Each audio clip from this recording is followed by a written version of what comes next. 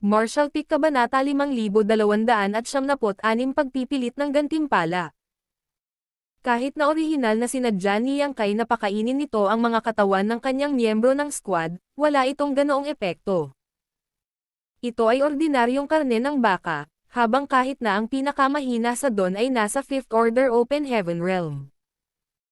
Kahit na isang regalo mula sa Wind and Cloud Pass, Old Ancestor, kung ito ay walang espiritualidad, ay walang iba kundi ang normal na pagkain. Gayunpaman, ito ay regalo pa rin mula sa isang matandang ninuno, na ginawa itong mas simboliko kaysa praktikal. Kaya, habang libre ang lahat, nagpasya si Yang Kai na ilabas ito at ibahagi sa lahat. Nabanggit lang niya na ito ay regalo mula sa Wind and Cloud Pass, Old Ancestor, ngunit walang sinabing anuman, natural na inaabangan ito ng mga miyembro ni Don. Pinangunahan ni Fang Ying ang ilang babaeng miyembro na hawakan ang karne ng baka at ilagay ito sa sopas habang si Shen Ao at ang iba pa ay naglabas ng mahahabang mesa at bangko. Naghanda ng mga plato ng prutas at masarap na alak, at pagkatapos ay naghanda para sa isang malaking piging. Ito ay isang pambihirang okasyon para sa lahat sa Black Ink Battlefield, kung saan lahat sila ay maaaring magsama-sama at makapagpahinga, kaya natural nilang pinahahalagahan ang sandaling iyon. Maging si Ning Chiji, na nagpapagaling pa sa kanyang mga sugat, ay tumutulong. Pagkatapos ng mga taon ng pagpapagaling, ang mga pinsala ni Ning Chiji ay bumuti ng husto. Ilang taon na lang dapat bago siya tuluyang gumaling. Ang mga miyembro ni Don ay nagiinuman at nakikipag-chat sa isa't isa, na walang pakialam. Dumating na ang matandang ninuno, na natangay sa halimuyak ng hangin. Walang ideya si Yang Kai kung paano lumitaw ang ilong ng matandang ninuno, ngunit nang mawala ang amoy ng kanilang sopas, tumakbo siya para kumuha ng sarili niyang mangkok. Natural, walang nang-ahas na hindi tanggapin ang matandang ninuno. Sa katunayan, ang kanyang pagbisita ay isang malaking karangalan para sa lahat sa Don. Tanging si Yang Kai lang ang nakatayo sa gilid ng matandang ninuno na may malungkot na mukha. Sa pagtingala, makikita ang isang dakilang araw na nakabitin sa himpapawid, at naramdaman niya ang kapangyarihan sa kanyang maliit na universo na umaagos palabas sa kanya na parang may nabuksan na gate. Bakit mo hinihilay ang mapait na mukha mo?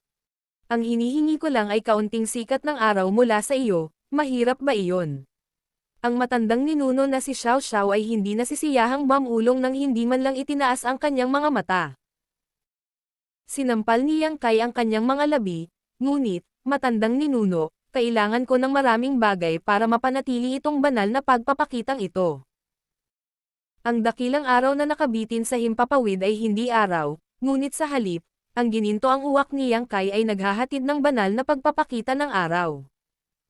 Ang matandang ninuno na si Xiao Xiao ay mahilig maligo sa araw, isang ugali na nakuha niya sa loob ng kanyang maliit na universo. Noong kabataan niya kasama ang mag-asawang mangangaso. Personal na hinabi ng mangangaso ang isang upuan nangyari sa Sulihiya para sa matandang ninuno. At ang malaking upuan nangyari sa Sulihiya ay ganap na nabalot sa kanyang maliit na katawan upang siya ay makaupo ng comfortable sa looban at tamasahin ang kanyang masayang oras. Bilang kanyang guro noong panahong iyon, nakita ni Yang Kai ang matandang ninuno na si Xiao Xiao na nagpapahinga sa kanyang bakuran ng hindi mabilang na beses. Ang mag-asawang mangangaso ay mga mortal sa wakas, kaya nang maabot nila ang katapusan ng kanilang buhay makalipas ang 150 taon, pareho silang bumalik sa Earth. Mahigit 100 taon sa buhay ni Old Ancestor Xiao Xiao ay isang snap lang ng kanyang mga daliri. Ngunit alam ni Yang Kai kung gaano kahalaga ang mga araw na iyon para sa Old Ancestor Xiao Xiao, at gaano man katagal ang lumipas, malamang na hindi niya makakalimutan kahit isang sandali. Nang panahong iyon, dumating si Fang Ying sa tamang oras para iligtas ang araw. Tapos na ang sopas ng baka, at dinala niya ang isang mangkok. Tinanggap ni Yang Kai ang mangkok mula sa kanya at ibinigay ito sa Old Ancestor ng may paggalang, ang iyong pagkain, Old Ancestor. Noon lamang binuksan ng matandang ninuno na si Xiao Xiao ang kanyang mga mata at umupo. Kinuha niya ang mangkok mula sa kanya, inihagis niya ang kanyang ulo at ininom iyon. Sinamantala ang sandaling ito, mabilis na binawi ni Yang Kai ang kanyang divine manifestation. Mga ad ng pub future. Pinandilatan siya ng matandang ancestor na si Xiao Xiao habang umiinom siya ng kanyang sopas, ngunit nagkunwari si Yang Kai na hindi niya ito nakita. Sa ilang paghinga lang, naubos ang laman ng mangkok ng sabaw. Ang matandang ninuno ay pinunasan ang taba sa kanyang bibig gamit ang kanyang manggas ng walang pag-aalaga sa kanyang imahe at nagpout, napakaliit. Nagtaas ng kilay si Yang Kai. Sinabi ng matandang ninuno na si Xiao Xiao, pag-usapan natin ang matandang iyon. Ginugol mo ang lahat ng pagsisikap na bisitahin siya at ito lang ang ibinigay niya sa iyo. Sumagot si Yang Kai, ano pa ang dapat niyang ibigay, kung gayon. Hindi rin ako mangangahas na humingi ng higit pa. Ang matandang ninuno na si Xiao Xiao ay nagturo sa kanya, sa susunod na pagkakataon na makita mo siya, pumunta at hanapin ang matandang baka na may sira ang sungay at putulin ang ilang laman nito. Ang karneng iyon ay napakasustansya, at ang isang kagat lamang ay magbibigay ng mas magandang epekto kaysa sa 100 taon ng paglilinang. Habang nagsasalita ay naglaway pa siya. Mabilis na kumilos si Yang Kai para takpan siya. Kung makikita ng mga miyembro ng Don na ganito ang matandang ninuno, maaaring mawala sa kanya ang lahat ng awtoridad sa kanilang mga mata. Kahit na walang pakialam ang matandang ninuno sa kanyang imahe, kailangan pa rin niyang tulungan itong ipagtanggol, na nakakapagod na trabaho. Ang baka na iyon. Mayroon bang espesyal tungkol dito? Ipinaliwanag ng matandang ninuno na si Xiao Xiao, ang matandang iyon ay nag-aalaga ng baka sa loob ng maraming taon, kaya puno ito ng espiritualidad. Ang iba pang mga baka ay karaniwang mga inapo ng matandang baka na iyon na madalas ibigay ng matandang lalaki bilang mga regalo sa iba. Ngunit lahat kayo ay kumikilos na nagpapasalamat na parang ito ay isang magandang bagay. Maingat na naalala ni Yang Kai nang makita niya ang old ancestor ng Wind at Cloud Pass noong araw na iyon, at mayroon ngang isang matandang baka na may sira na sungay sa ulo nito. Ang maraming taon, na binanggit ni Old Ancestor Xiao Xiao ay malamang na higit sa 10,000 taon. Kahit sinong ganoon katanda ay malamang na napakalakas. Ipinilig ni Yang Kai ang kanyang ulo na parang rattle drum, I wouldn't dare. Higit pa rito.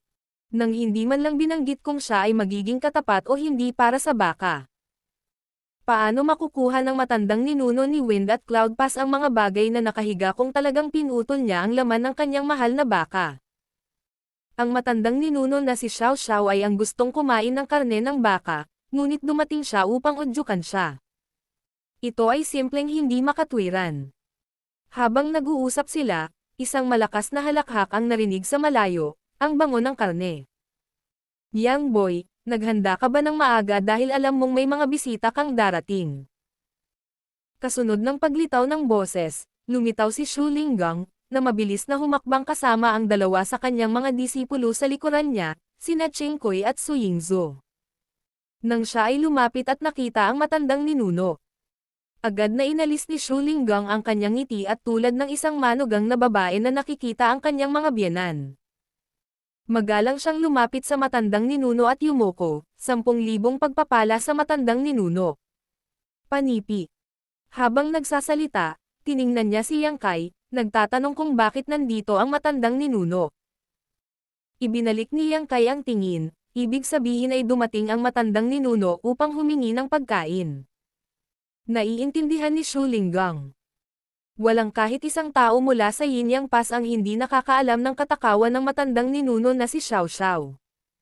Sa katunayan, si Shu Linggang ay wala dito para sa anumang negosyo. Kaya lang nasugatan siya ng husto sa kanilang pagkubkob sa Royal City at nagpapagaling sa mga taon pagkatapos nilang sakupin ang Great Evolution Pass.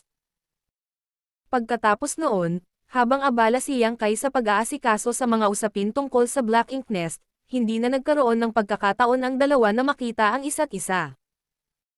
Ngayong narinig niya na bumalik si Yang Kai sa Great Evolution Pass, nagpasya siyang pumunta para bisitahin, ngunit sinong mag-aakala na makakasalubong niya ang Old Ancestor Xiao Xiao dito. Medyo hindi siya mapakali. Kahit na ang matandang ninuno na si Xiao Xiao ay maluwag at hindi nagpapalam, siya ay isang matandang ninuno pa rin. Sa lahat ng Great Evolution Pass, bukod kay Yang Kai na may lakas ng loob na talikuran ang mga pormalidad sa harap niya, walang sino man ang nangahas na kumilos ng ganoon kapangahas. Sa halip na maabutin si Yang Kai. Si Shu Linggang ay tinawag ni Shen Ao at ng iba pa para pumasok kasama ang kanyang 2 disipolo at makisalo ng sopas at alak kay Don, at hindi nagtagal ay nanirahan sila. Mga ad ng pub future. Sa gilid, ang matandang ninuno na si Xiao Xiao ay may isa pang mangkok ng sopas at hinampas ang kanyang mga labi, na tila hindi pa siya sapat. Nang pumunta si Yang Kai para kunin siya ng ikatlong bowl, pinigilan siya ng matandang ninuno. Hindi ginagawa ng isa ang parehong bagay ng 3 beses. 2 mangkok ng mga bagay na ito ay sapat na mabuti. Walang dahilan para magkaroon ng pangatlong mangkok. Natukso si Yang Kai na sabihin, bakit hindi mo sabihin iyan kapag kumakain ka ng minatamis na prutas at steamed stuffed buns? Mukhang napansin ng matandang ninuno ang gusto niyang sabihin at sumimangot, ano ang iniisip mo? Mapagpasyahang sumagot si Yang Kai, wala naman. Bumantong hininga ang matandang ninuno na si Xiao Xiao at nagpatuloy. Sa loob ng Black Ink Nest Space, nag-iisa kang lumaban sa Black Ink Clan, at bilang 7th Order Open Heaven Realm Master, pumatay o nasaktan mo ang 11 Territory Lords at 8th Order Black Ink. Mga alagad. Napakalaking merito, kaya sabihin mo sa akin, mayroon ka bang gusto? Kung hindi naman masyado, I will happily fulfill it. Nabanggit na ito ni Mi Jinglun kay Yang Kai noon, ngunit walang partikular na gusto ni Yang Kai sa ngayon. Siya ay walang kakulangan sa military merit. Ang dami na niyang naipon pagkatapos makipaglaban sa madugong labanan pagkatapos ng madugong labanan sa Black Ink Clan sa lahat ng mga taon na ito ay napakalaki na. Hindi niya nais na linangin ang anumang iba pang secret techniques ng ibang cave heavens o paradises dahil ang dalawang ay secret techniques ng Myriad Demons Heaven ay sapat na para matunon niya sa M. O habang panahon na darating. Ang mga bagay tulad ng secret techniques ay dapat na malakas sa kalidad sa halip na mataas sa bilang. Hindi rin siya nagkukulang sa mga mapagkukunan ng pagtatanim. Sa katunayan, sa ngayon, walang sino man sa panig ng tao ang nagkukulang ng mga mapagkukunan. Huwag mong sabihing wala kang gusto, pinigilan ni Old Ancestor Xiao Xiao si Yang Kai bago siya makapagsalita, tama si Big Head Me. Kahit na ayaw mo ng gantimpala para sa napakagandang tagumpay. Kailangan pa ring ipakita ng Great Evolution Army ang ating pagpapahalaga, kung hindi, parang hindi malinaw ang mga inilang gantimpala at parusa at hindi maayos ang paghawak sa ating sistema. Ngayong narito na ako, maaari ko ring hawakan ang bagay na ito. Hindi alam ni Yang Kai kung tatawa o iiyak, naisipin na kahit isang gantimpala ay maaaring pilitin sa isang tao. Pero sa totoo lang, bakit Big Head Me?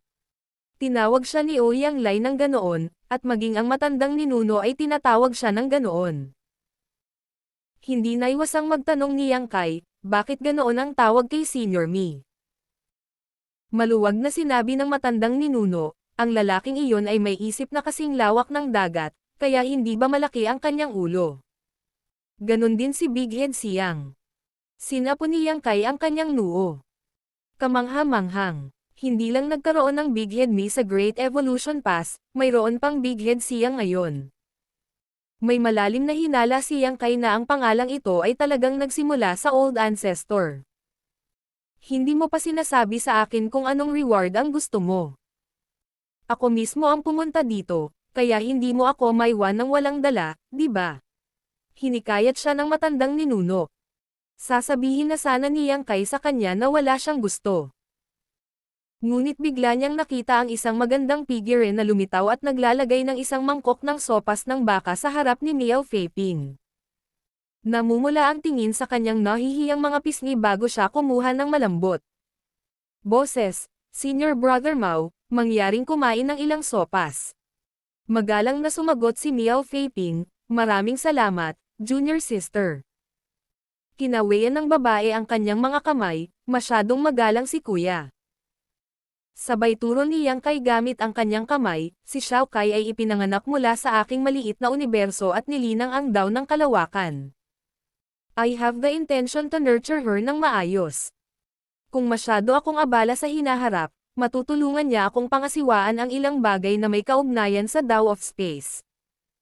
Nais kong hilingin sa Old Ancestor na payagan siyang pumasok sa Dawn at maging isa sa mga miyembro ng Dawn Squad ko. Hindi siya nagsasalita ng napakalakas, ngunit paanong hindi ito narinig ni Xiao Kai. Natigilan siya sa kinauupuan at nagtatakang tumingin kay Yang Kai. Mula nang sumulong sa Open Heaven Realm, na-assign siya sa ibang squad tulad ng iba pang mga cultivator na lumabas sa small universe ni Yang Kai, gayunpaman, lalapit pa rin siya kay Dawn para tumulong paminsan-minsan. Ngayong mayroon silang magagandang bagay na ibabahagi, natural na hindi makakalimutan ni Feng Ying na tawagan ang dalagang ito. Kaya lang, hindi inakala ni Xiao Kai na makakatagpo siya ng ganoong bagay ngayon. Natural, pangarap niyang makasama si Dawn, pero pagkatapos tanggapin ang Blood Crow at ang iba pa, busog na si Dawn. Ang army ay may sariling sistema at imposible para sa kanila na gumawa ng mga exception. Kaya alam ni Xiao Kai na maliban na lamang kung sino man mula sa Dawn ang nahulog sa labanan, hindi siya kailanman makakasama sa kanila. Gayunpaman, kung darating ang pagkakataong iyon, nangangahulugan ito na ang mabibigat na casualty ay natamo sa Dawn at the Squad kung saan siya ay humahantong sa mas kalang ng kanilang mga numero. Ito ay isang bagay na ayaw niyang makita kahit anong mangyari. Ang biglaang komento ni Yang Kai ay naging isang kasiya siyang sorpresa sa kanya, ngunit nakaramdam din siya ng kawalan, hindi sigurado kung ano ang gagawin sa isang sandali. Nagulat din si Old Ancestor Xiao Xiao, "Oh, nagpaplano ka bang kumuha ng isang disipolo? Hindi problema yan. Karamihan sa mga maliliit na bata na ito na nagmula sa iyong maliit na universo ay may mga bakas ng iyong mga daw, kaya't wala nang masangkop na gag-abay sa kanila kaysa sa iyo." Umiling si Yang Kai, "Hindi ko na kailangan pang kumuha ng disciple. Maaari ko lang siyang bigyan ng ilang mga punto dito." Martial Peak Kabanata 5277, isang mangkok ng sopas na masisira sa 8th Order Open Heaven Realm. Hindi pa tapos si Yang Kai sa pagpapalaki sa kanyang kasalukuyang 3 disipulo, kaya paano siya makakalaban ng isa pa? Sa kanya, sapat na ang 3 disipolo.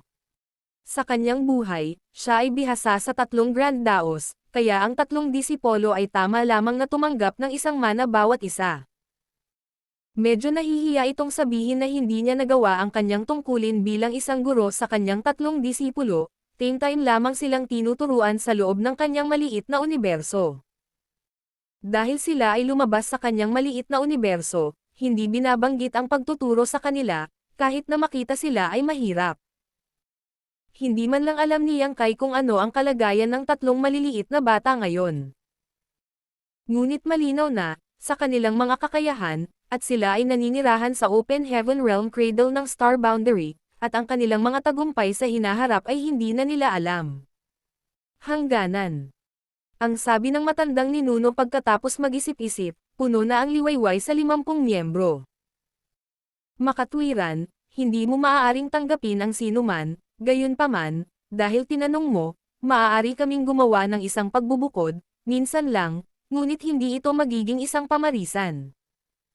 Maraming salamat, matandang ninuno. Yumoko si Yang Kai. Sa kabilang banda, lubos na nagpasalamat si Xiao Kai sa kanila. Sa gintong salita mula sa matandang ninuno, ibig sabihin ay isa na siya sa mga miyembro ni Dawn mula ngayon. Ikanaway ng matandang ninuno ang kanyang kamay at pinag-isipang mabuti si Yang Kai, "Sulit ba ito sa iyo, ang pagpapalit ng napakalaking merito para sa kondisyong ito?"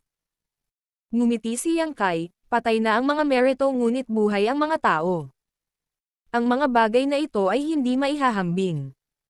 Bahagyang tumango ang matandang ninuno at tumayo mula sa kanyang upuan, "Pagod na ako. Matutulog na ulit ako." Pagkasabi niya nun, nawala siya sa isang iglap. "Palam, matandang ninuno." Sabay-sabay na tumayo ang lahat at sumaludo. Sa pagkawala ng matandang ninuno, naging mas masigla rin ang kapaligiran. Naghalo ang mga tao sa isa't isa, nagpapalitan ng baso at malayang umiinom. Habang nag-uusap sila, natigilan si Shu Linggang nang malaman ang sopas ay ginawa mula sa karne ng baka na iniregalo ng Old Ancestor ng Wind and Cloud Pass. At hindi nagtagal ay lumubog siya sa isang estado ng pagsisiyasat. Lahat ng mata ay napalingon sa kanya. Ang aura sa loob ng katawan ni Shu Linggang ay biglang nag-iba-iba sa hindi masyadong natural na paraan, at ang ingay sa looban ay napalitan ng mga ingay ng pagtataka at pananabik. Hawak ang tasa ng alak sa kanyang kamay, ngumiti si Shu Linggang, akala ko may kakaiba sa sopas na ito, ngunit ito pala ay regalo mula sa isang matandang ninuno. Pambihira talaga ang mga epekto nito. Matapos magkaroon ng ganitong pagkakataon ngayon, hindi ko nahahayaang masayang ang kabaitan ng matandang ninuno. Sabay-sabay akong pupunta at uusad sa ikawalong utos. Lahat, mangyaring maghintay para sa aking mabuting balita. Sa mga salitang iyon, inubos niya ang kanyang alak at umakyat sa langit, ang kanyang aura ay walang humpay pa rin. Iniwan niya ang karamihan upang magtitigan at mag-click sa kanilang mga dila sa pagtataka. Hindi gaanong nagsalita si Yang Kai nang ilabas niya ang karne ng baka at ibigay ito kay Feng Ying at sa iba pa para gawing sopas, ipinaalam lamang sa kanila ang pinagmulan nito. Ang natitirang bahagi ng liwayway ay napuno ng pag-asa, pagkatapos ng lahat, ito ay isang regalo mula sa isang matandang ninuno, kaya maaaring magkaroon ito ng ilang hindi pangkaraniwang mga epekto. Ngunit nang marinig nila ang sinabi ng matandang ninuno na si Xiao Xiao pagkatapos uminom ng sopas. Walang paraan na hindi nila alam na ang karne ng baka na ito ay isang ordinaryong bagay lamang na walang anumang espesyal na epekto. Ads by Pub Future. Tanging ang lumang ninuno ng hangin at Cloud Pass ay nakapagtaas ng baka ng maayos, at kaya ang karne ay nakapagbigay ng malalim na lasa sa sabaw.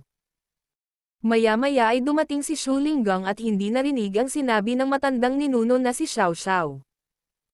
Hindi niya alam ang totoo at nagkataon lang na nabalitaan niya na regalo iyon ng isang matandang ninuno, kaya laking gulat niya na biniyayaan siya nito. Parehong nataranta ang mga disipolo ni Shu Linggang sa kakaibang reaksyon ng karamihan, kaya tinanong ni Ching Kui si Yang Kai, Brother Yang, ano ang nangyayari? Natawa si Yang Kai, wala lang. Si Marshal Uncle Shu ay sumusulong sa ikawalong utos. Ito ay isang bihirang pagkakataon, kaya pupunta ako at magbabantay para sa kanya. Sa pagsasalita niya ay napahangin na siya. Sa halip na tawagin itong standing guard, mas tumpak na tawagin itong pagmamasid at pagtulad. Sa katunayan, sa sandaling umalis si Shu Linggang, ang Great Evolution Pass ay napuno ng hindi mabilang na mga figure na lumilipad sa ere, na ang ilan ay nasa 8th Order Open Heaven Realm. Naramdaman din nila ang pagbabago-bago ng aura ni Shu Linggang at napagtanto nila na may isang taong papasukin sa 8th Order. Kahit na wala sa kanila ang nakakakilala sa kanya bago ngayon, sila pa rin ang magkukusa na bantayan siya. Karamihan sa mga taong ito ay nasa 7th Order, at sa kanila, marami rin ang kwalipikadong gumawa ng parehong hakbang. Sa Black Ink Battlefield, kahit na ang 7th Order Open Heaven Realm Master na sumusulong sa 8th Order ay hindi isang beses sa isang milenyo na kaganapan, hindi rin ito karaniwan. Bihira lang silang makatagpo ng ganoong pagkakataon. Kaya natural nilang kunin ang pagkakataong ito upang obserbahan ang proseso upang kapag ito na ang kanilang pagkakataon na masira sa hinaharap, mayroon silang isang halimbawa na matututunan. Sumunod din ang kwalipikadong 7th Order Open Heaven Realm Masters of Dawn. Ang mga nasa ilalim ng 7th Order ay hindi gumalaw. Ang kanilang layunin sa ngayon ay ang sumulong sa 7th Order, kaya ang tagumpay ni Shu Linggang ay hindi gaanong nagagamit sa kanila. Ang maagang pagkakalantad ay hindi rin magiging kapaki-pakinabang sa kanilang paglilinang. Si Feng Ying ay lumipad ng magkatabi kasama si Yang Kai, nagtanong sa pamamagitan ng kanyang divine sense, ang karneng iyon. May misteryo ba sa likod nito? Natawa si Yang Kai, ano kayang misteryo? Sinabi ng matandang ninuno na ito ay isang ordinaryong bagay lamang. Uminom ka rin ng sopas, pero may naramdaman ka bang espesyal dito? Umiling si Feng Ying. Sinabi ni Yang Kai, malamang na pagkakataon lang ito ni Marshal Uncle Shu. Kung pag-uusapan, maraming taon na ang nakalipas mula noong sumulong si Marshal Uncle Shu sa 7th Order, kaya dapat ay umabot na siya sa kritikal na punto para umabant sa 8th Order. Sa panahon ng pag-atake sa Royal City, siya ay nasugatan ng husto, kaya marahil ay nakakuha siya ng ilang pananaw habang naliligo sa pagitan ng buhay at kamatayan. Nang marinig niya na ang karne ay isang regalo mula sa isang matandang ninuno, nabuo niya ang isang naisip na paniwala na ito ay isang uri ng banal na kayamanan. Marahil ang kislap na iyon ng inspirasyon ang kailangan niya para gawin ang susunod na hakbang na ito. Ito ang hula ni Yang Kai. Ngunit dapat itong malapit sa katotohanan, kung hindi, walang paraan upang ipaliwanag kung bakit biglang makaramdam ng pagkakataon si Shu Linggang para sa isang pambihirang tagumpay. Hindi ito gawa ng regalo ng matandang ninuno, ngunit sa halip ay sariling pagkakataon ni Shu Linggang. Sa kawalan, si Shu Linggang ay nakatayong mag-isa na ang aura sa loob ng kanyang katawan ay umiikot na parang tidal wave. Ginagawa niya ang huling paghahanda bago sumulong. Milyon-milyong kilometro ang layo, ang 8th Order Open Heaven Realm Masters ay nakahanda kung sakaling may mangyari. Kahit na hindi sila gaanong makakatulong kung may nangyaring kritikal sa panahon ng pambihirang tagumpay ni Shu Linggang. Maaari pa rin silang magbigay ng kaunting patnubay, na maaaring magpabago ng sitwasyon para kay Shu Linggang sa isang mahalagang sandali. Sa labas ay ang 7th Order Open Heaven Realm Masters, na nanonood mula sa malayo. Maging ang Old Ancestor Xiao Xiao sa Great Evolution Pass ay nakatingin sa direksyon niya sa sandaling ito. Ang labanan para mabawi ang Great Evolution Pass ay naging sanhi ng pagkawala ng halos kalahati ng 8th Order Open Heaven Realm Masters ng Great Evolution Army. Ngayong may mga senyales ng isang 7th Order Master na gumagawa ng isang tagumpay, natural na hindi niya ito papansinin. Ang mga tagumpay sa Open Heaven Realm ay iba sa mga nasa ibaba nito. Sa ibaba ng Open Heaven Realm, ang pagsulong sa isang bagong Great Realm ay sinamahan ng isang binyag mula sa Heavenly Way, na natural na isang panganib na nagmula sa labas ng mundo. Gayunpaman, pagkatapos malikha ang maliit na universo sa loob ng katawan ng isang Open Heaven Realm Master, ang paglagpas sa bawat order ay talagang isang pagsulong sa maliit na universo ng isang tao, kaya lahat ng mga panganib ay nagmula sa loob, na masasabing mas mapanganib. Ang pinakamaliit na pagkakamali ay maaaring magdulot ng hindi na maibabalik na pinsala. Sa paglipas ng panahon, ang aura ni Shu Linggang ay lalong bumagsak. Kung saan siya nakatayo, isang maliit na universo ang malabong lumitaw, at ang buong mundo na ito ay lumalawak at umuurong, walang tigil na nagbabago. Ang maliit na universo na iyon ay isang pagpapakita ng kanyang martial daw at lahat ng naintindihan niya sa paglalakbay na iyon. Sa paglipas ng panahon, unti-unting lumaki ang maliit na universo. Ang paglago na ito ay nakatakdang lumampas sa mga limitasyon ng ikapitong orden at maabot ang mga ranggo ng ikawalong orden. Ang pambihirang tagumpay ay tumagal lamang ng higit sa isang buwan, na itinuturing na isang napakaikling panahon. Gaya ng inaasahan kay Shu Linggang bilang isang veterano na 7th Order. Siya ay may matibay na pamana at matibay na pundasyon, kaya kahit na hindi ganap na maayos ang proseso ng pagsulong, ito ay mahinahon at matatag. Ads by Pub Future. Malinaw na pinaghandaan niya ang araw na ito sa loob ng maraming taon. Ang bawat Open Heaven Realm Master na may planong umabant sa 8th Order ay pareho. Kung hindi hinahasa ang sibat bago ang labanan, sino ang makatitiyak na walang magkakamali? Sa isang punto, nang ang lakas ng 8th Order Open Heaven Realm ay lumusot sa kawalan, isang mahabang sigaw ang umalangaw-ngaw na puno ng emosyon ng kagalakan.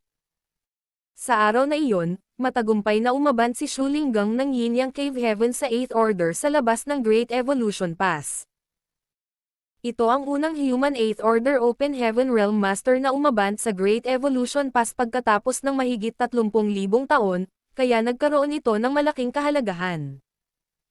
Ang 8th Order Division Commander na mahigit isang buwan nang nagbabantay ay lahat ay lumapit sa kanya upang batiin siya.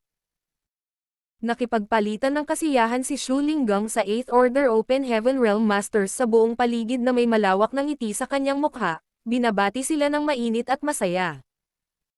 Ito ay isang mapagmataas na sandali sa kanyang buhay, kaya bakit basagin ito ng pagpigil at pagpapakumbaba? Inalis din ng Old Ancestor ang kanyang Divine Sense, at hindi nagtagal, naramdaman niyang kay ang mahinang pagbabago-bago ng Space Principles, na lumilitaw sa isang iglap sa Great Evolution Pass. Napaawang ang sulok ng kanyang bibig nang mapagtanto niyang ginamit ng matandang ninuno ang space beacon. Halatang-halata ang kanyang intensyon na kahit isang bata ay naiintindihan.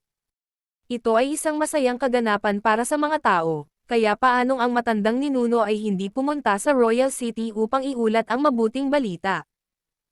Sino ang nakakaalam kung ang Royal Lord ay may sakit pa sa kanya?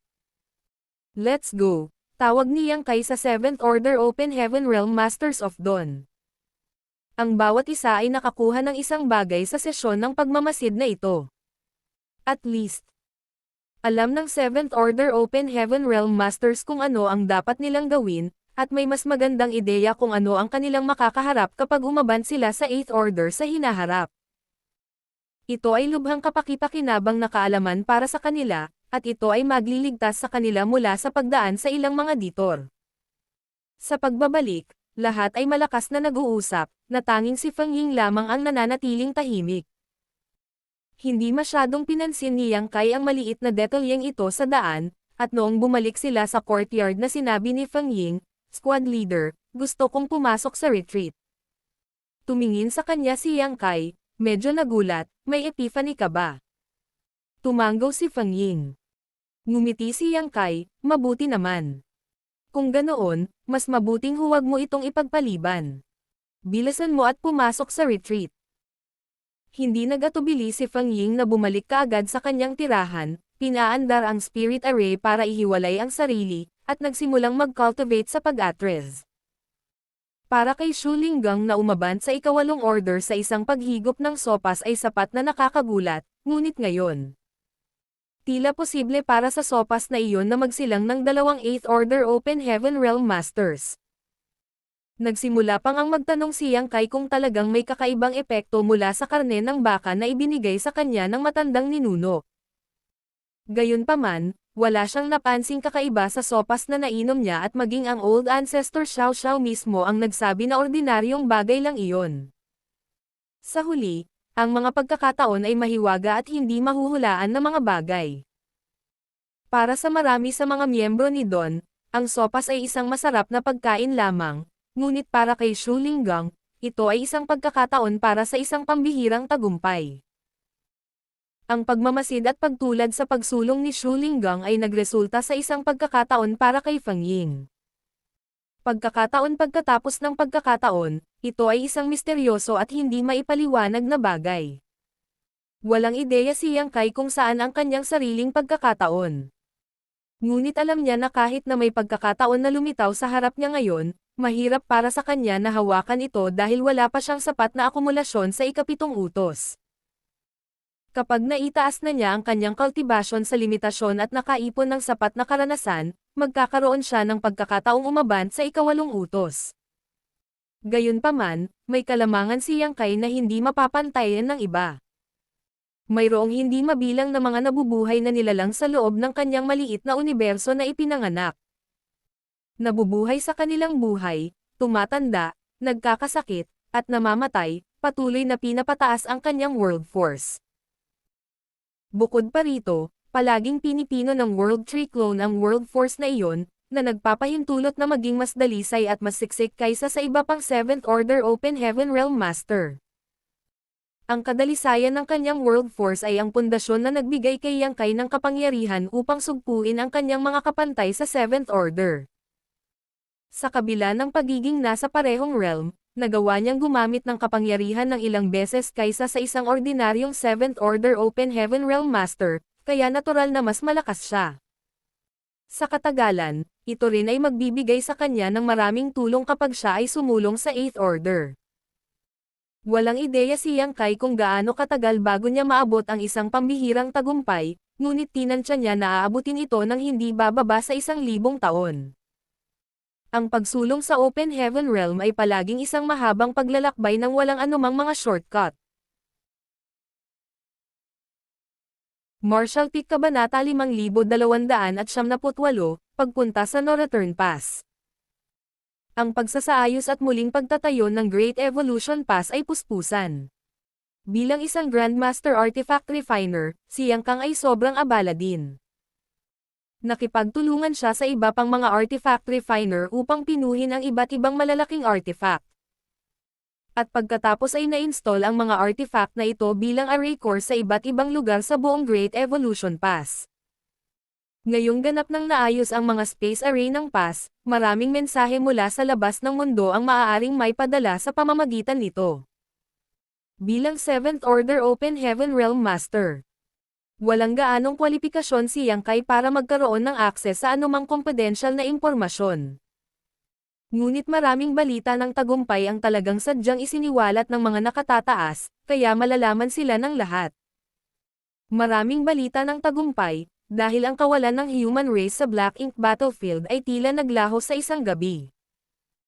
Ang labanan sa pagitan ng Black Ink Clan at ng human race ay nagresulta sa isang matunag na tagumpay para sa huli sa karamihan ng mga kamakailang labanan kumpara sa patuloy na pagkapatas ng nakaraan. Sa kabuuan, ang puwersa ng Black Ink Clan ay tila nasa likurang paa. Ang human race ay masayang nagmarcha sa buong larangan ng digmaan bilang pagdiriwang. At tulad ng sa Blue Sky Pass, ang mga pasulong na base ay itinayo sa direksyon ng Black Ink Clan Royal Cities upang bawasan ang kapasidad ng Black Ink Clan para sa paggalaw. Ito ang pagbabago sa sitwasyon na naging deadlock sa hindi mabilang na mga taon. Sa larangan ng digmaan, ang Purifying Black Ink Battleships, Black Ink Pills, at Void Yin-Yang Mirrors ay gumaganap ng mga kritikal na tungkulin. Kung susuriin ng isa ang lahat ng mga pagbabagong ito, makikita na mayroong isang tao sa likod nila. Kahit na isinasaalang-alang ang buong kasaysayan ng Great War, ang individual na ito ay walang pag-aalinlangan na siyang nagdulot ng pinakamalaking pagbabago sa Black Ink Battlefield. Ang mga araw ni Yang Kai ay hindi kapani-paniwalang abala. Ngunit parehong kasiya siya, makatarungan pang ang sabihin na ang buhay ng 10,000 sundalo sa Great Evolution Pass ay pawang kasiya siya. Sa mga karaniwang araw, abala sila sa pag-aayos ng pass. Pagkatapos, maglilinang sila sa kanilang mga pahinga. Sa orihinal, tinatayang aabot ng 100 taon ang pag-aayos ng Great Evolution Pass. Ngunit sa katotohanan, ang lahat ay natapos lamang pagkatapos ng halos 200 taon. Ang Great Evolution Pass sa araw na ito ay ganap na naiiba mula noong ito ay inookupahan ng Black Ink Clan dati. Tumagal ng humigit kumulang 200 taon. 10,000 tao mula sa Great Evolution Army, at napakalaking halaga ng enerhiya at upang maibalik ito sa estado ng mahigit 30,000 taon na ang nakakaraan. Maaaring sabihin na ang Great Evolution Pass ay hindi mas mahina kaysa sa alinman sa mga Great Passes ngayon. Gamit ang kasalukuyang Great Evolution Pass at ang Great Evolution Army, hindi na ito makukuha ng Black Ink Clan, kahit na maibalik ang kanilang pundasyon. Hindi banggitin, ang Black Ink Clan ay maaari lamang mag-turtle sa paligid ng Royal City, masyadong natatakot na tumawid sa humans. Sa nakalipas na 200 taon, paminsan-minsan ay ginugulo ng matandang ninuno na si Xiao Xiao ang Royal Lord, na pinipilit siyang manatiling alerto sa lahat ng oras. Matapos ang ganoong mahabang panahon, sa halip na ang kanyang mga pinsala ay nagpapakita ng mga palatandaan ng pagpapabuti, sila ay lumala. Siya ay, walang alinlangan, ang pinakakaawa-awa na Royal Lord sa lahat ng iba pang Royal Lords. Bagamat naibalik ang Great Evolution Pass, ang mga sundalo ay nanatili sa isang estado ng mas mataas na tensyon. Ang lahat ay naghihintay sa pagsisimula ng krusada. Ang krusada sa simula ay isang lihim. Natanging ang pinakamataas na ranggo ng mga miyembro ng human race ang nakakaalam, gayunpaman. Sa paglipas ng panahon, alam ng mga sundalong nasa mababang ranggo ang direksyon na tinatahak ng human race. Natural, pagkatapos ng tila, hindi sinasadyang pagsisiwalat ng mga nakatataas. Ang digmaan sa Black Ink Clan ay nagpatuloy ng napakatagal na imposibleng masubaybayan ito pabalik kung kailan ito nagsimula. Sa buong walang katapusang mga taon na ito. Ang mga piling tao na Open Heaven Realm Masters ng 3,000 Worlds ay itinalaga sa larangan ng digmaan na ito ng sunod-sunod upang makipagdigma sa Black Ink Clan henerasyon pagkatapos ng henerasyon. Ang lahat ng kanilang mga sakripisyo ay upang protektahan ang huling linya ng depensa ng human race. Sa mga taong ito, ang human race ay dumanas ng hindi mabilang na pagkalugi. Ang sitwasyong ito ay hindi maaaring magpatuloy ng walang katiyakan. Nagsikap ang bawat henerasyon na gumawa ng pagbabago at alisin ang lahat ng posibleng problema sa palabas, gayunpaman, wala silang magagawa tungkol dito. Ngunit ngayon na ang sitwasyon ng pagkapatas ay nasira, ang lahi ng tao ay wala na sa depensa ba at mayroon na kung ano ang kinakailangan upang labanan ang kaaway. Kung magkakaroon sila ng pagkakataon na wakasan ang Black Ink Clan minsan at para sa lahat, ang humans on the Black Ink battlefield ay magsasakripisyo ng anuman para makuha ito. Para sa kadahilanang ito, ang isang krusada ay kinakailangan, at ito ay dapat na isang pinagsamang krusada ng lahat ng tao sa bawat Great Pass. Sa pamamagitan lamang nito, mapawi ang Black Ink Clan. Kung hindi, kung sino man sa mga Black Ink Clansmen ang nakatakas mula sa larangan ng digmaan, magpapatuloy ang digmaan. Ang pakikipagtulungan at koordinasyon sa pagitan ng higit sa 100 Great Passes ay hindi isang isyu na maaaring matugunan sa magdamag. Ang pagpaplano lamang ay tatagal ng hindi bababa sa 100 taon. Bukod pa rito, ang Purifying Light ni Yang Kai na sinamahan ng Evil Purging Divine Spear na nilikha ni Grandmaster Mafan ang magiging pinakadakilang sandata para suportahan ang human race sa krusada na ito. Iyon ang isa pang dahilan kung bakit naging abala si Yang Kai sa mga araw na ito. Sa huling 10 taon ng pagpapanumbalik ng Great Evolution Pass, napakaraming bilang ng Evil Purging Divine Spears ang naihatid sa pamamagitan ng Space Array at ibinigay sa kanya. Kapag natanggap na niya ang mga sibat, kailangang personal na aisil ni Yang Kai ang Purifying Light sa bawat isa sa kanila. Walang paraan para humingi ng tulong sa iba sa bagay na ito dahil siya lamang ang may kakayahang gumamit ng Purifying Light. Higit sa 100 Great Passes ang nagpino ng Evil Purging Divine Spears sa napakalaking dami noong mga taon nang ang Great Evolution Army ay near-reclaim at near-restore ang Great Evolution Pass. Ang bilang ay hindi mabilang pagkatapos ng akumulasyon ng higit sa 300 taon. Ang lahat ng Evil Purging Divine Spears na ito ay dinala sa Great Evolution Pass, kaya ang ipinakita sa harap ni Yang Kai ay literal na bundok ng mga ito. Bilang resulta, kinailangan niyang itaboy ang Purifying Light upang aisil ito sa mga sibat na iyon nang walang tigil. Ito ay masyadong mapurol na ginagawa ang parehong bagay ng paulit-ulit. Walang ideya si Yang Kai kung ilang beses din niyang ginamit ang Purifying Light. Ang alam lang niya ay patuloy na bumababa ang dami ng yellow at blue crystals sa kanyang small universe. Sa oras na ito, nagpapasalamat siya na nakakuha siya ng sapat na yellow at blue crystals mula sa Chaotic Dead Territory, pagkatapos ng lahat. Wala siyang ideya kung kailan o kahit na siya ay makakakuha ng higit pa kung sila ay maubusan. Sa panahong ito ng silang Purifying Light, ang Evil Purging Divine Spears ay paminsan-minsan ay dinadala mula sa iba pang Great Passes. Ito ay hanggang sa ilang taon na ang nakalipas na ang bilang sa wakas ay nagsimulang mabawasan. Pagkatapos lamang ng isa pang ilang taon ay natapos ni Yang Kai ang pakikitungo sa lahat ng Evil Purging Divine Spears. Hindi nagbilang si Yang Kai, ngunit naramdaman niya na mayroong hindi bababa sa 10-10 milyong Evil Purging Divine Spears na natatakan ng Purifying Light. Bilang resulta, halos kalahati ng yellow at blue crystals sa kanyang small universe ay naubos na nagpapakita kung gaano kalaki ang konsumo. Mayroong dalawang uri ng Evil Purging Divine Spear, ang isa ay idinisenyo para gamitin laban sa mga feudal na Panginoon, at ang isa ay para sa mga Panginoon ng teritoryo. Ang dating ay mas madaling pinuhin at nangangailangan din ng mas mababang Purifying Light, dahil dito, halos 70% ng lahat ng mga sibat ay nasa ganitong ranggo. Ang huli ay hindi hihigit sa 10%, ngunit iyon ay sapat na.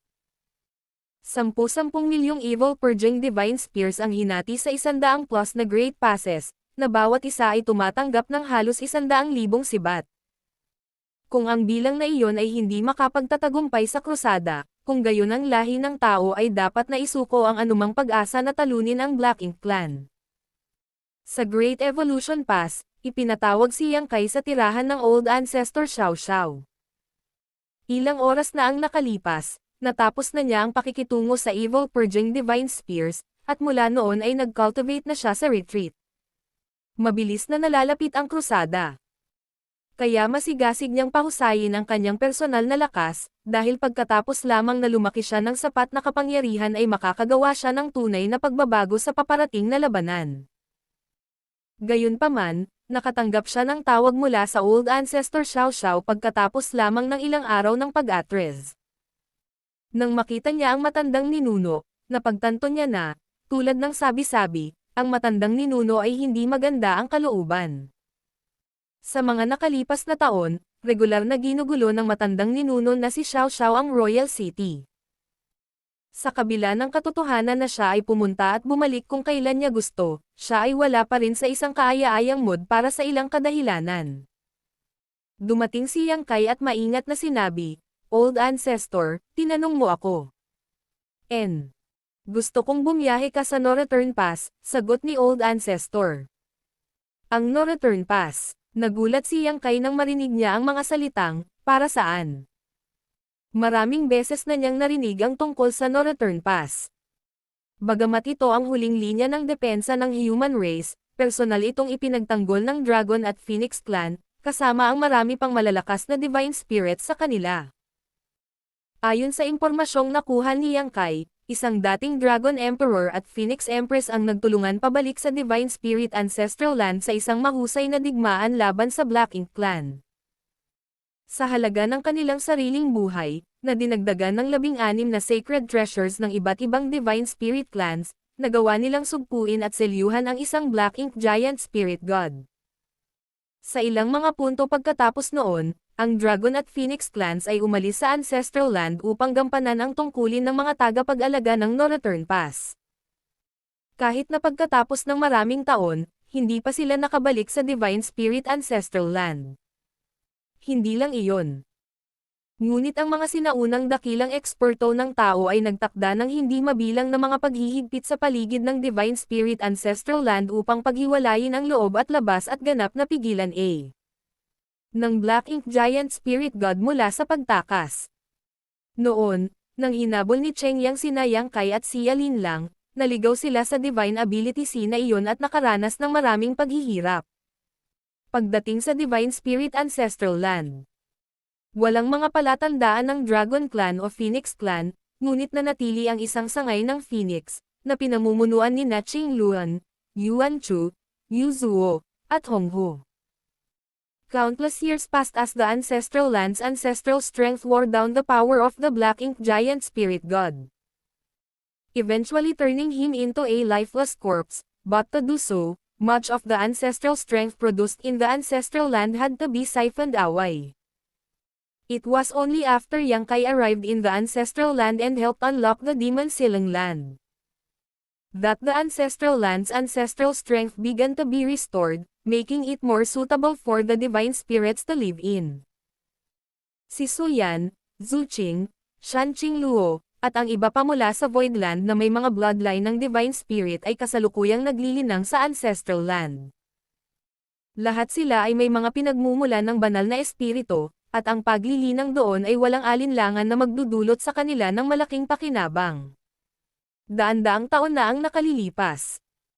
Ayon sa utos ni Xiang Shan, iniwan ni Yang Kai ang Great Evolution East-West Army upang umikot sa likod ng Great Evolution Pass at hanapin ang Great Evolution North-South Army. Sa oras na iyon, naramdaman ni Yang Kai ang No Return Pass mula sa malayo. Iyon ay dahil sa kanyang Golden Divine Dragon Source. Ang Dragon Pool ay matatagpuan sa No Return Pass, at sino mang may sapat na purong Dragon Source at sapat na lakas ay maaaring makaramdam ng lokasyon ng Dragon Pool. Ang pakiramdam ni Yang Kai sa oras na iyon ay ang patuloy na koneksyon sa pagitan ng kanyang sariling Dragon Source at ng Dragon Pool. Sinasabing ang Dragon Pool ang pinagmulan ng lahat ng Dragon Sources, ang kanilang lugar ng kapanganakan kung sabihin, ang ugat ng buong Dragon Clan. Noong unang pumasok si Yang Kai sa 3,000 mundo, ang paghahanap sa Dragon Pool ay isa sa kanyang pangunahing layunin, pagkatapos ng lahat. Ito ay sa pamamagitan lamang ng paghahanap ng lokasyon ng Dragon Pool, na maaari niyang higit pang linangin ang kanyang Dragon Source. Ang pag-iisip na ito, gayunpaman, ay nawala habang siya ay naging mas malakas sa paglipas ng mga taon. Sa hindi inaasahang pagkakataon, hiniling talaga siya ng old ancestor na si Xiao Xiao na maglakbay patungo sa no return pass sa sandaling ito. Wala siyang ideya kung may iba pang mas malalim na intensyon dito. Malalaman mo kung bakit pagdating mo doon. Hindi na kailangang magtanong pa, tugon ng matandang ninuno. Nag-alinlangan si Yang Kai, ngunit old ancestor, malapit na ang krusada. Kung aalis ako ng ganitong oras, hindi mo kailangang mag-alala tungkol sa krusada. Nasa 7th Order Open Heaven Realm ka lang. Walang magiging malaking pagkakaiba sa iyo o wala. Kahit na mismo ito, ano ang mahalaga? Panunuyan ng matandang ninuno. Natahimik si Yang Kai. Marahil ay naisip ng matandang ninuno na ang kanyang mga salita ay medyo malupit, kaya, nilinaw niya, nasa preparatory stage pa lang ang krusada. Basta hindi ka magtatagal. Hindi mo ito palalampasan.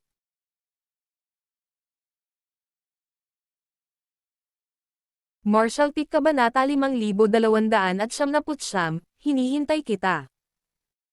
Kung ang mga hadlang sa pagitan ng 3,000 mundo at ang Black Ink Battlefield ay gayon din ang bilang isang pader, kung no return pass ang tanging butas sa pader na iyon. Ito rin ang dahilan kung bakit nakilala ang no return pass bilang huling linya ng depensa ng human race. Kung nalampasan ng Black Ink Clan ang hadlang na ito, maa-access nila ang 3,000 worlds, at kung talagang nangyari iyon, nakatadhana na ang lahat ng mga nabubuhay na nilalang doon ay mahuhulog sa paghihirap. Ang buong 3,000 mundo ay mawawasak at gagawing muli ayon sa kalooban ng Black Ink Clan. Ang no return pass ay ang huling linya ng depensa, habang ang Great Passes ay ang panlabas na linya ng depensa. Kung ang isa ay tatayo ng sapat na mataas sa itaas at ay konekta ang bawat Great Pass, mapapansin ng isa na maaari silang ayusin upang bumuo ng isang uri ng bahaging bilog. Ang kalahating bilog na ito ay nagsilbing hadlang upang hatiin ang 3,000 mundo mula sa Black Ink Battlefield, na ang sentro nito ay ang no return pass. Hanggat hindi nasira ang Great Passes, hindi kailanman maaabala ang no return pass, na pinananatiling ligtas ang 3,000 mundo. Ito ang dahilan kung bakit kinailangang i-reclaim ang Great Evolution Pass bago magsimula ang krusada. Ang isang pass na nakuha ng Black Ink Clan ay mag-iiwan ng butas sa kanilang buong linya ng depensa. Kung hindi mabawi ang Great Evolution Pass, maaaring gamitin ng Black Ink Clan ang kapintasan na ito at ipinadala habang nagpapatuloy sa no return pass abala ang humans sa kanilang krusada. Sa puntong iyon, atras ba ang human race army para ipagtanggol o ipagpatuloy ang krusada? Ang sitwasyon ay tiyak na mahuhulog sa isang dilema. Upang maalis ang potensyal na panganib na ito, kinailangang mabawi ang Great Evolution Pass. Sa kabutihang palad, ang Great Evolution Army ay nagtrabaho ng husto ng higit sa 100 taon at nakamit ang layuning ito pagkatapos ng napakalaking sakripisyo. Talagang walang silangan. Timog, kanluran, o hilaga sa malawak na universo. Dahil walang nakapirming reference point, at ang mga termino tulad ng Eastern Army, Southern Army, Western Army, at Northern Army sa bawat Great Pass ay mga kapaki-pakinabang na titulo lamang. Kung bibigyan ng pansin ang mga direksyon, mayroon lamang pataas, pababa, pasulong at paatras ayon sa sariling pananaw sa napakalaking kawalan. Sa isang tiyak na kahulugan, ang no return pass ay nasa likod ng lahat ng Great Passes. Ang huling linya ng depensa na ito, na ipinagtanggol ng Dragon at Phoenix Clan, ay maaaring ituring na isang uri ng suporta sa human race. Natarante si Yang Kai sa kanyang mga unang taon nang malaman niya na ang no return pass ay personal na binantayan ng Dragon at Phoenix Clans dahil ang Divine Spirit ay palaging mapagmataas anuman ang kanilang pinagmulan, isang bagay na alam niya mula sa mahigit 1,000 taong karanasan. At ito ang mga pinuno ng banal na espiritu, ang mga Dragon at Phoenix. Paano kusang loob na tutulong ang mga kataas-taasang Divine Spirit sa human race sa pagbabantay sa kanilang huling linya ng depensa? Ito ay dapat na imposible, kung tutuusin, magkaibang lahi sila at walang mabuting hangarin sa isa. Ang tanging kapani-paniwalang paliwanag ay ang Black Ink Clan ay isang napakalaking banta. Naunawaan din ng mga banal na espiritu ang salawikain na walang labi, lalamag ang ngipin. Sa sinaunang nakaraan, ang isang Dragon Emperor at Phoenix Empress ay hindi nag-atubili na isakripisyo ang kanilang sarili upang selyuhan at sugpuin ang isang Black Ink Giant Spirit God. Paano maaaring balewalain ng kanilang mga inapo ang mga sakripisyo ng kanilang mga ninuno? Ito ang malamang kung bakit matagal na ipinagtanggol ng mga Divine Spirit ang No Return Pass. Walang ideya si Yang Kai kung may iba pang dahilan o paliwanag, at hindi rin ito isyo na dapat niyang alalahanin. Bagamat medyo nagmamadali ang pagpunta sa No Return Pass sa oras na ito, maaaring matupad man lang niya ang isang matagal nang pinapangarap at makita kung ano ang hitsura ng Mythical Dragon Pool. Sa kawalan, ang Space Principles ay kumikislap at sa isang kisap mata, ang figure ni Yang Kai ay kumikislap papasok at nawala. Posibleng gamitin ang Hyperspace Array para direktang maglakbay mula sa Great Evolution Pass patungo sa No Return Pass. Na maginhawa at mabilis, gayunpaman, ang pagpapanumbalik ng Great Evolution Pass sa nakalipas na 200 taon ay naging malaking pag-ubos sa mga mapagkukunan. Bukod pa rito, mahigpit ang mga materyales sa panahon ng paghahanda para sa krusada, kaya, maaari lamang piliin ni Yang Kai na lumipad. Kung tutuusin, tulad ng sinabi ng matandang ninuno, sanay siya sa Tao of Space, kaya may advantage siya pagdating sa paglalakbay. Hindi na kailangang mag-aksaya ng mga mapagkukunan ng hindi kinakailangan. Mga ad ng Pub Future. Ano pa ang masasabi ni Yang Kai dyan? Kaya lang niyang sumunod at umalis. Bago siya umalis, inabisuhan niya si Don, sinabi sa kanila na lalabas siya para sa isang misyon. Hanggang ngayon, hindi pa lumalabas si Fang Ying mula sa pag-urong, dahilan para mag-alala siya ng kaunti. Matapos niyang obserbahan ang pagsulong ni Shu Linggang sa 8th Order ilang oras na ang nakalipas, nagkaroon siya ng epiphany at piniling pumasok sa retreat. Sa kanyang lakas at pundasyon, ang kanyang tagumpay ay hindi dapat maging malaking isyu. Gayunpaman, walang update mula sa kanya kahit na pagkatapos ng mahabang panahon, na medyo nakakagulat at nakakabahala. Walang ibang makapagbibigay ng anumang tulong sa sitwasyong ito. May mga masters na gagabay sa isang cultivator sa mga unang yugto ng kanilang paglalakbay sa Martial Dao. Ngunit ang isa ay makakaasa lamang sa kanilang sarili pagkatapos na maabot ng isa ang high-rank Open Heaven Realm. Pagkatapos ng lahat, sa puntong ito, ang mga pamamaraan ng iba ay hindi na angkop para sa ibang tao. Karaniwan. Aabutin ng hindi bababa sa 3 taon para sa isang 7th Order Open Heaven Master na maglakbay mula sa Great Evolution Pass hanggang sa No Return Pass. Ngunit natakpan ni Yang Kai ang distansyang iyon nang wala pang kalahating taon. Ang paglalakbay ay lubhang mapurol at walang kaganapan. Nang makita ang isang malaking parasol tree, alam ni Yang Kai na malapit na ang No Return Pass. Ito ang kilalang Phoenix Nest, ang ancestral home ng Phoenix Clan. Noon pa man ay gustong makita ni Yang Kai kung ano ang hitsura ng Phoenix Nest.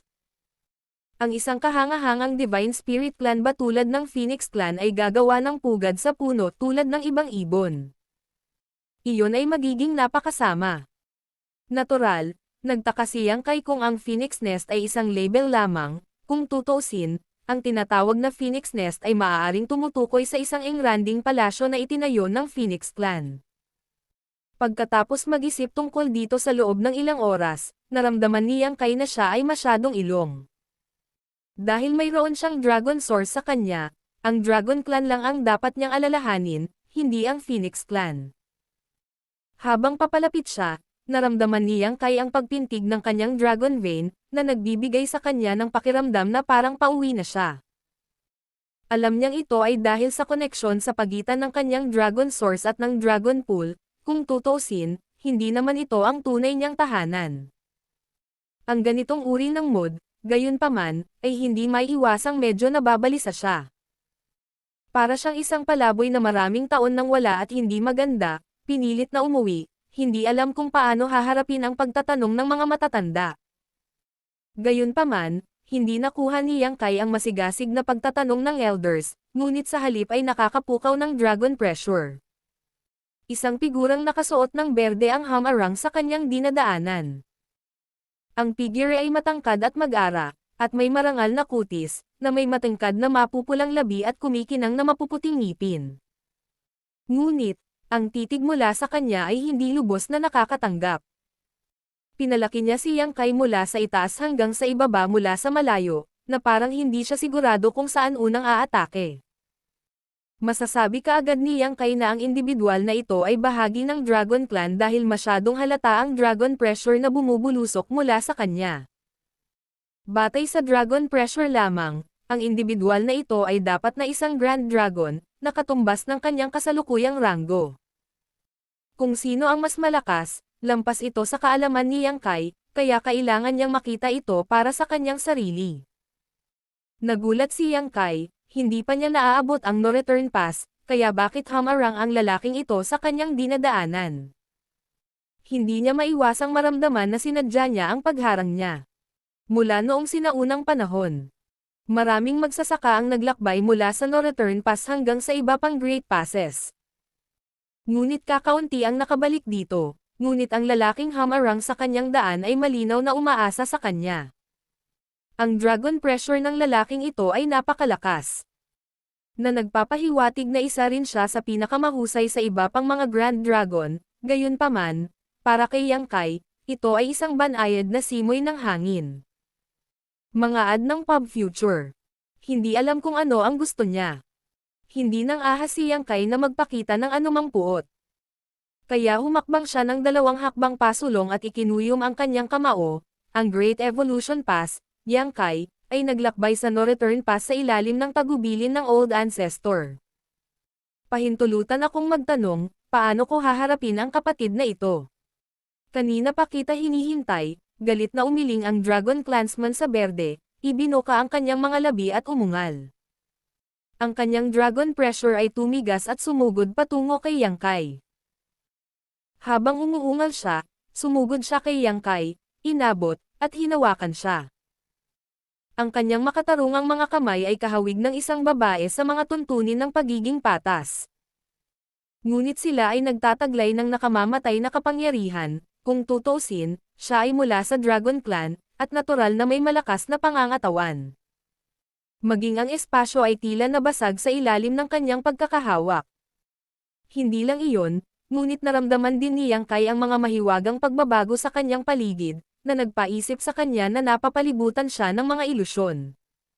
Mga prinsipyo ng panahon. Kumunot ang noo ni Yang Kai. Iniisip kong ang miyembro ng Dragon Clan na ito nakakakilala lang niya sa no return pass ay bihasa sa Dao of Time. Higit pa rito, ang kanyang karunungan sa Dao of Time ay hindi mukhang pangkaraniwan. Sa katunayan, kung hindi rin nilinang ni Yang Kai ang Dao of Time, malamang na siya ay lubos na nalulula sa mahiwagang pagbabagong ito at natalo ng walang laban. Nang matauhan si Yang Kai, nasa harapan na niya ang kamay, at wala nang paraan para makatakas siya. Ayaw niyang makalaban ang isang mula sa Dragon Clan pagdating pa lamang dito, ngunit ayon sa sinabi ng kanyang kalaban, malinaw na hinihintay siya nito. Bilang karagdagan, sa sandaling siya ay dumating, siya ay sinalubong ng pag-atake na ito. Kaya, lahat ba ng ito ay resulta ng ilang uri ng sama ng loob? Pero bakit? Walang sama ng loob o alitan sa ating dalawa. Hindi ito maisip ni Yang Kai. Ngunit lahat ng nabubuhay na nilalang ay kumilos para sa kapakanan ng kanilang kapakinabangan. Kung ang kabilang partido ay hinahabol siya sa ganitong paraan, dapat ay may dahilan siya para gawin iyon. Gayunpaman, sa paanong paraan kaya siya nasaktan ni Yang Kai? Dahil ba hindi siya pureblood dragon? Hindi napigilan ni Yang Kai na mapabuntong hininga. Inutusan siya ng matandang ninuno na si Xiao Xiao na pumunta sa no return pass, at ngayon ay lumilitaw na wala nang magiging kaaya-aya sa paglalakbay na ito. Hindi nakakagulat na walang sinabi sa kanya ang matandang ninuno. Hindi na niya naiwasan ang kamay kaya inabot niya ang palad niya para pigilan ito. Sa isang sanga ng parasol tree sa no return pass ay nakaupo ang isang dalaga na may makulay na kasuotan. Ang kanyang mga binti ay dahan-daang nakalawit sa isang napaka-relax na paraan. Isang binata ang tumabi sa kanya, na pareho silang nakatingin sa kawalan. Maikli pa rin ang ugali ni Jay Lao San, ang sabi ng babae nang kumilos ang lalaking naka-green, tapos, ang lalaking iyon ay ipinadala dito ng mga lumang ninuno ng human race. Paano ipapaliwanag ni Jilao-san sa mga tao kung may nangyari sa lalaking iyon? Hindi makokontrol ng old ancestors of the human race ang no-return pass. Higit pa rito, ang paggamit nito ay may kinalaman sa Dragon Pool.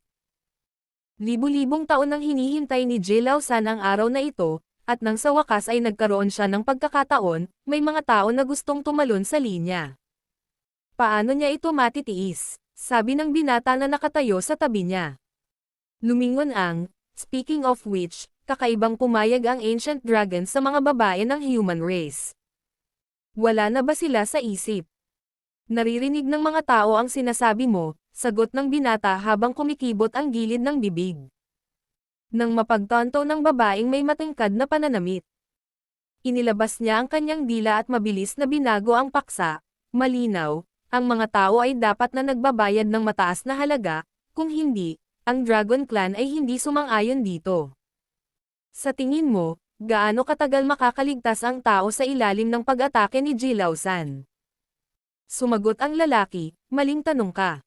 Maling tanong. Kabaliktaran ang dapat mong tanungin. Gaano katagal makakaligtas si Jilao-san sa pag-atake ng tao na iyon? Napaka-optimistic mo sa kanya. Kilala mo ba siya? Gulat na sagot ng dalaga. Hindi ko siya kilala, ngunit dahil ang mga tao ay handang magbayad ng napakalaking halaga para ipadala siya rito, ito ay nagpapakita na siya ay may malaking kahalagahan. At natural, hindi siya magiging malambot na persiman na madaling durugan, umiling-iling na sagot ng binata. Marshall Peak. 5,300, galit na galit. Ang seryosong pag-uugali ng kanyang kasama ay nagpapaisip sa masuot na damit na dalagita. Tulad ng sinabi niya. Ang katotohanan na ang mga tao ay naglakas loob na ipinadala ang binatang ito ay nagpapakita na sila ay may pananampalataya sa mga kakayahan at na siya ay makakaharap ng mga hamon kapag naabot niyaan. Gino Return Pass. Ang tao na ito mula sa Black Ink Battlefield ay malamang na hindi dapat maliitin. Habang nililibot niya ang kanyang mga mata, nagtanong ang makukulay na damit na dalaga, pusta ba tayo kung ganoon? Ang mga araw ay hindi kapani-pani walang monotonous para sa mga nakatira sa no-return pass. Ito ang huling linya ng depensa, at ang daang dagdag na Great Passes na nakapaligid dito ay sapat na para harangin ang Black Ink Clan Army. Nang makuha ang Great Evolution Pass mahigit 30,000 taon na ang nakakalipas. May mga matatapang na Black Ink Clansmen na nagmula sa Great Evolution Theater upang subukang masira ang no-return pass. Ngunit pagkatapos maranasan ang lakas ng Dragon at Phoenix Clans, walang Black Ink Clansman. Naglakas loob pang lapitan ito. Ang Dragon at Phoenix Clans, bilang dalawang pinakamakapangyarihan sa Divine Spirits, ay natural na naiinip habang sila ay nananatili sa no-return pass. Gayunpaman, natali sila sa panunumpa ng kanilang mga ninuno at hindi sila malayang gumala. Pambihira na magkaroon ng ganitong palabas tulad ngayon, kaya natural na gustong sumali ng mga tao. Ano ang pastahan natin? Casual na sagot ng binata. Pusta tayo sa bisita at kay Jilao-san, sino ang mananalo at sino ang matatalo, sagot ng dalagang makulay ang damit. Ang premyo. Inilagay ng babae ang isang daliri sa kanyang mapupulang labi, tumahimik sandali, pagkatapos ay pinitik ang kanyang daliri, kung sino ang matalo ay bibigyan ang tao ng balahibo ng buntot. Walang imik na sinulyapan siya ng binata. Sa ganitong paraan, matatanggap ng tao ang gantimpala anuman ang resulta. Hindi siya binigyan ng pagkakataon ng babae na sumagot habang sinasabing, I bet this human will lose. Sa sandaling sinabi niya ang mga katagang iyon, nalaglag ang kanyang panga nang lumitaw ang isang ekspresyon ng lubos na kawalang paniwala sa kanyang mukha. Inamin na niya na kung ang humans ay maglakas loob na ipadala ang kabataang ito ng mag-isa sa no-return pass, kailangang mayroong isang bagay sa kanya na naging espesyal sa kanya. Gayunpaman, hindi mahina si Jilao-san. Maaaring hindi siya makagawa ng labis na pinsala sa tao na ito, ngunit kahit na, hindi siya naniniwala na siya ay talagang matatalo. Ito ay dapat sa pinakamasamang dulo sa isang kurbatang. Pagkatapos niyang magsalita, Kahit papaano ay hinawakan ng bisita si Jilao San sa kanyang leeg, na parabang ito ay kasing dali ng manghuli ng manok, at naglakad-lakad mula sa kawalan. Ang material na ito ay nakaugat sa N0 Velbin. Lumitaw ang kanilang mga figure sa harap mismo ng pares pagkatapos lamang ng ilang hakbang, na nag-iiwan ng bakas ng mga after images sa di kalayuan. Mga prinsipyo sa kalawakan. Napuno ng pagtataka ang dalagang may makulay na damit. Sa kanyang kakayahan, normal para sa kanya na mapansin na ang tao na ito ay nilinang ang daw ng kalawakan, at sa isang napakataas na antas ng karunungan doon. Kahit na siya ay malamang nakilalanin ang kanyang kataasan. Nakilala niya ang ilang pambihirang tao na nilinang ang daw ng kalawakan sa kanyang mahabang buhay, ngunit kahit na ganoon, walang nakaabot sa ganoong karunungan dito. Matagal nang alam ni Yang Kai na ang isang lalaki at isang babae sa ibabaw ng Parasol Tree ay nanunood sa kanya, at maraming divine senses sa No Return Pass ang nagmamasid sa kanya.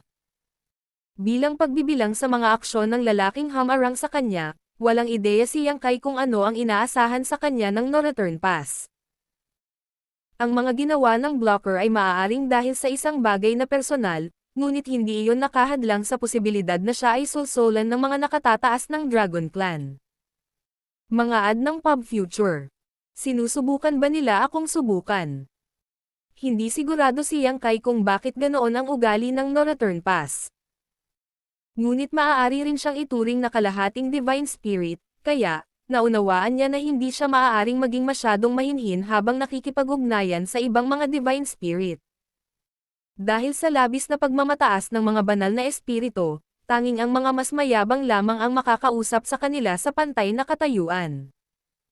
Bilang resulta, nang harapin ang pag-atake ng blocker, gumanti si Yang Kai nang hindi nagpipigil.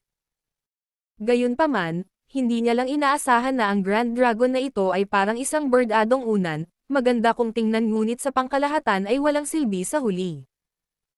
Si Yang Kai ay hindi pa nakakagamit ng anumang lakas, ngunit ang kabaligtaran ay hindi makalaban, kaya, sa kasalukuyan, para siyang pasanggala na kinakaladkad ni Yang Kai. Ito ang pinakasimpleng conclusion sa isang labanan na kanyang hinarap mula noong pumasok sa Black Ink Battlefield. Kahit na ang mga feudal lords ay naiintindihan kung paano lumaban, ngunit ang Grand Dragon na ito ay walang kapangyarihan na labanan siya. Itinaas ni Yang Kai ang kanyang ulo at ngumisi, "Kumusta, magandang binibini?" Namula ang mukha ng makukulay na damit ng dalaga at sumagot siya, "Matamis ang dila mo." Pagkatapos ay ipinasa ni Yang Kai ang kanyang kinukuha sa kanya, nagtanong, "Pag-aari mo ba siya?" Hinaplos niya ang kanyang buhok at umiling, "Sa iba siya."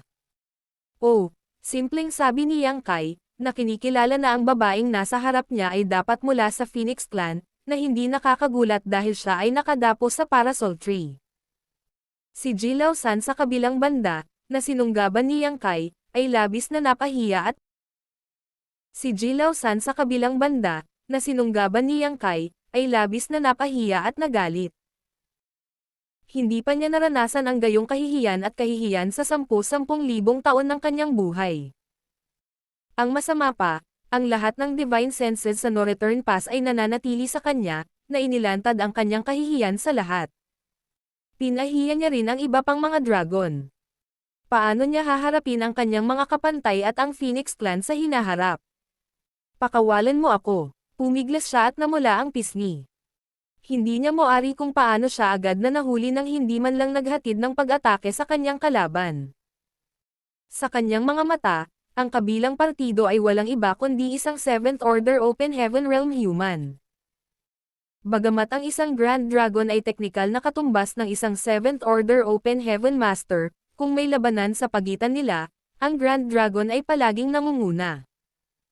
Walang 7th Order Open Heaven Realm Master ang makakalaban sa isang fully grown Grand Dragon, na siyang bentahe ng Dragon Clan bilang pinuno ng Divine Spirits. Itong 7th Order human naman ay pasimpleng itinaas ang kamay at madaling nahuli. Pakiramdam ni Jilao San ay nasa masamang panaginip siya nang maalala niya ang nangyari kanina. Nang makipag-ugnayan siya sa kanyang kalaban, agad na napigilan ang kanyang lakas, na naging halos imposible para sa kanya na ma-access ang kapangyarihan ng kanyang Dragon Vein. Ito ang dahilan ng kanyang kahihiyan. Huwag ka nang mamilipit. Naramdaman ang pakikibaka ng Grand Dragon, pilit na inalog ni Yang Kai ang kanyang braso. Nagdulot iyon ng pagkahilo saglit ni Jilao San, ngunit mas lalo lang siyang napahiya at naiirita. Ang gayong kahihiyan ay mas masahol pa sa kamatayan para sa isang mapagmataas na Grand Dragon. Sumabog ang Dragon Force sa buong katawan niya, at kahit ang malakas na pagsupil ay hindi na ito napigilan. Nang mapansin ni Yang Kai na may mali, sumimangot siya at itinaas ang kanyang kamay, itinapon si Jilao San. Tapos, sabi niya, hindi kita kilala. Bakit mo ako inatake? Nawala ang Dragon Force ni Jilao San dahil pinakawalan niya ang sarili niyang Dragon Bead. Ito ay isang hakbang na katumbas ng pagtataya ng kanyang buhay. Gayunpaman, naramdaman ni Yang Kai na kaya lang niyang labanan ang kapangyarihan nitong Dragon Bead. Sa katunayan, kung hindi niya siya pinakawalan, kahit na makatakas si Jilao San, tiyak na masisira ang kanyang Dragon Bead, na masisira ang pundasyon ng huli. Si Yang Kai ay may Dragon Bead din, para matukoy niya kung ano ang nangyari at kung ano ang mangyayari kung gumawa siya ng ilang mga galaw. Mga ad ng Pub Future. Hindi mabuting lampoy ng isang Grand Dragon bago pa man siya pumasok sa No Return Pass, kaya pinili niyang palayain si Jilao San. Ito ay kinakailangan upang ipakita ang lakas ng isang tao kapag sa harap ng mga mula sa Dragon Clan, gayunpaman, ito ay pantay na mahalaga na gawin ito sa katamtaman. Nang pumutok ang isang malakas na Dragon Roar, biglang nagbago si Jilao San bilang isang Grand Dragon na malapit sa 50,000 metro ang haba.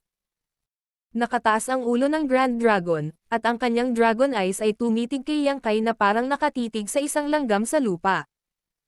Ang kanyang buong katawan ay puno ng makakapal na dragon scales, dahil malinaw na nag-aapoy siya sa galit. Si Yang Kai ay kasing liit ng alikabok sa mukha nitong Grand Dragon. Trivial human, ang lakas ng loob mo. Ang Grand Dragon ay umungal ng marahas, at ang kawalan sa paligid niya ay yumanig. Sa isang hindi nasisiyahang ekspresyon, ang makulay na nakasuot na dalaga sa parasol tree ay itinaas ang kanyang mga kamay upang takpan ang kanyang mga tainga.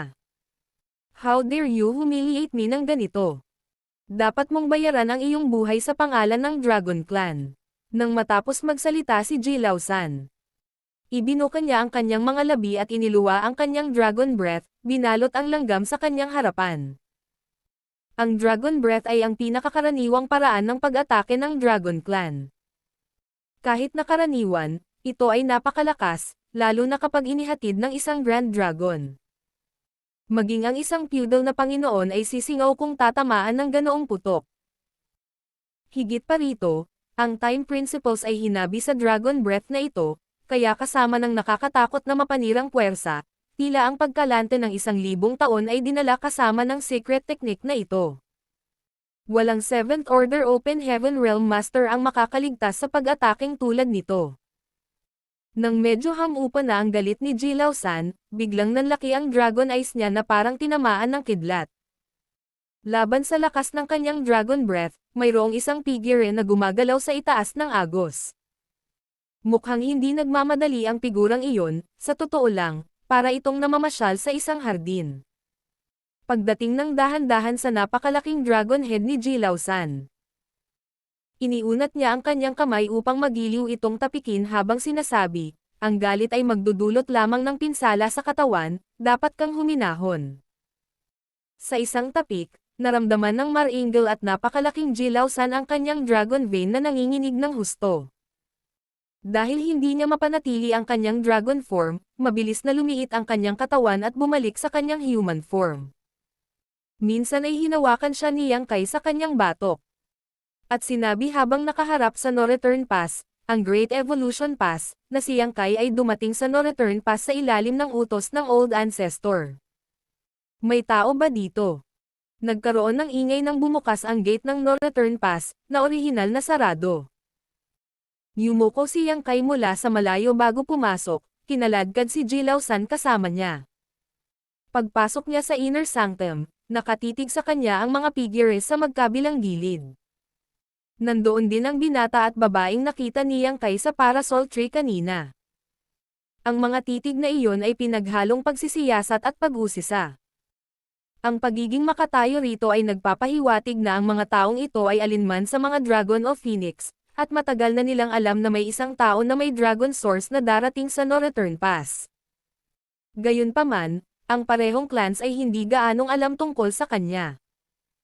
Ipinagtanggol nila ang No Return Pass, kaya lahat ng impormasyon mula sa labas ng mundo ay nakarating sa kanila mula sa bibig. Mga alingaw-ngaw mula sa 3,000 mundo o ang Black Ink Battlefield. Ang Phoenix Clan ay medyo walang pakialam kumpara sa Dragon Clan, total hindi naman ito ang negosyo ng clan nila. Sa katunayan, pupunta silang lahat dito para panoorin ang drama. Gayunpaman, iba ang Dragon Clan. Hindi nila pinigilan si Jay Lausan na makipag-away at magdulot ng kaguluhan. Marahil ay dahil gusto nilang subukan ang kakayahan ng bisitang ito, pagkatapos ng lahat, ang isang bisita mula sa human race ay nagdala lamang ng mga disadvantage sa Dragon Clan. Sa halip na subukan siya, ang nagpatahimik sa Dragon Clan ay hindi nila nasaksihan kung paano lumaban ang tao laban kay Jay Lausan. Tila nawalan ng lakas si Jay Lausan para lumaban matapos na iwagayway ng tao ang kanyang kamay. Kailan pa naging mahina ang Dragon Clan? Kung ganoon nga ang kaso, paano na itatag ng Dragon Clan ang gayong dominanteng reputasyon? Bukod sa pagkataranta, ang nangyari kay Jay Lausan ay nagulat sa buong Dragon Clan. Kung wala silang sagot sa tanong na ito, ang Dragon Clan ay hindi makatulog ng comfortable sa hinaharap. Hindi napigilan ni Yang Kai na ngumiti at tumanggo sa mga tao sa magkabilang panig, gaano man sila kalakas o katanda, na parang nandito silang lahat para batiin siya. Bagaman, malayo iyon sa kaso. Matapos maglakad ng kaunting distansya, isa pang figure ang hamarang sa kanyang dinadaanan. Ito ay isang babae, na tumingin kay Yang Kai na may nagninangas na mga mata at dragon pressure na namumula sa kanyang katawan. Siya ay mula rin sa Dragon Clan, at isang Grand Dragon noon.